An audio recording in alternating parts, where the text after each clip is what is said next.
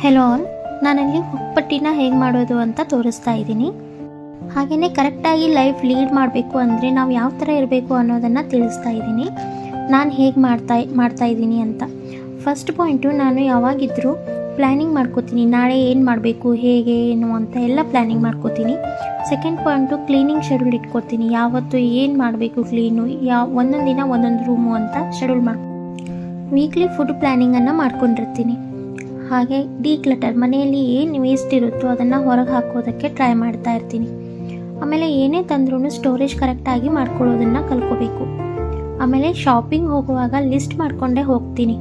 ಹಾಗೆ ಹೋದರೆ ತುಂಬ ದುಡ್ಡು ವೆಚ್ಚ ಆಗುತ್ತೆ. ಹೀಗಾಗಿ ನಾನು ಲಿಸ್ಟ್ ಮಾಡಿಕೊಂಡೇ ಹೊರಗೆ ಹೋಗಿರ್ತೀನಿ.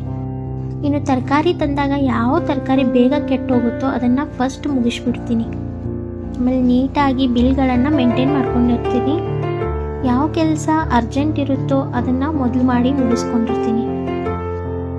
ಬೆಳಿಗ್ಗೆ ಬೇಗ ಎದ್ದೇಳ್ತೀನಿ. ನನಗೆ ಒಂದು ಹೊಸ ದಿನ ಕೊಟ್ಟಿದ್ದಕ್ಕಾಗಿ ಆ ದೇವರಿಗೆ ಥ್ಯಾಂಕ್ ಯು ಅಂತ ಡೈಲಿ ಹೇಳ್ತೀನಿ.